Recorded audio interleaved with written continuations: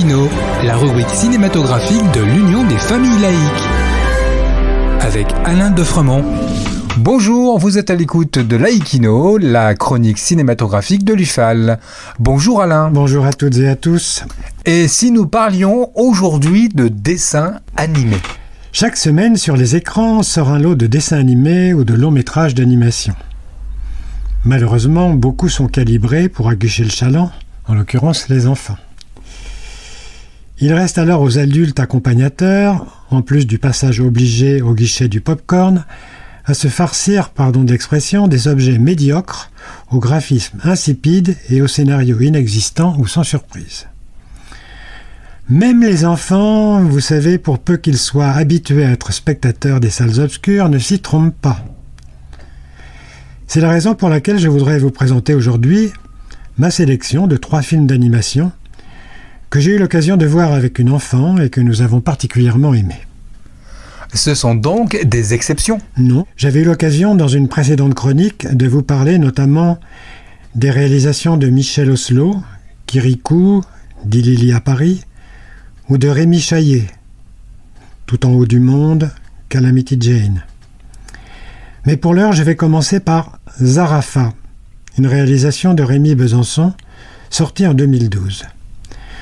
Ce film d'animation s'inspire d'un fait réel. En 1827, Méhémet Ali, vice-roi d'Égypte, ottomane, offrit, et c'était une première, une girafe au roi Charles X, comte d'Artois. Dans le film, Maki, jeune Soudanais de 10 ans, va voir son destin lié à cette jeune girafe, Zafara, qu'il va accompagner à Paris jusqu'au Jardin des Plantes.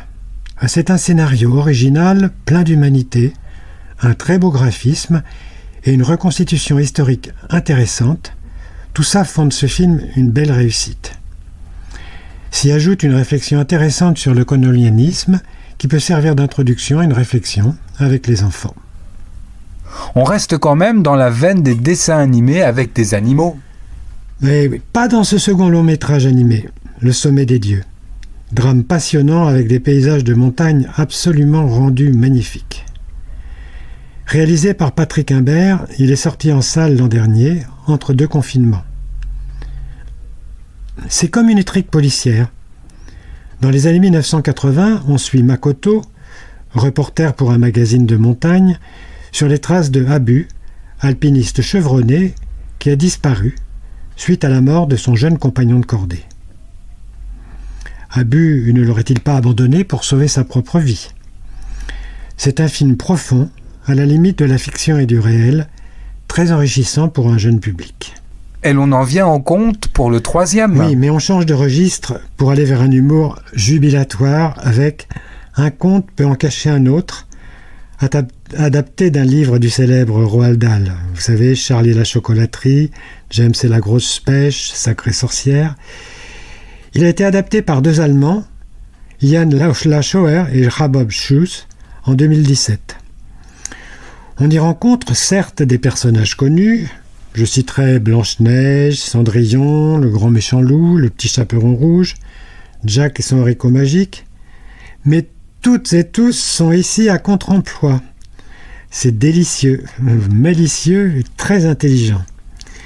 Si vous le voyez avec des enfants, observez leur réaction d'étonnement. Merci Alain, et à bientôt. En attendant de nous retrouver, vous pouvez retrouver nos émissions de balado-diffusion sur laicidad.ufal.org ainsi que sur notre site ufal.org. Pensez aussi que nos activités ne sont possibles que grâce à vos dons et à vos adhésions. À bientôt pour un prochain rendez-vous de Laïkino. C'était Laïkino, la rubrique cinématographique de l'Union des familles laïques. Retrouvez toutes nos rubriques Laïkino et l'ensemble de nos balados-diffusions sur lufal.org.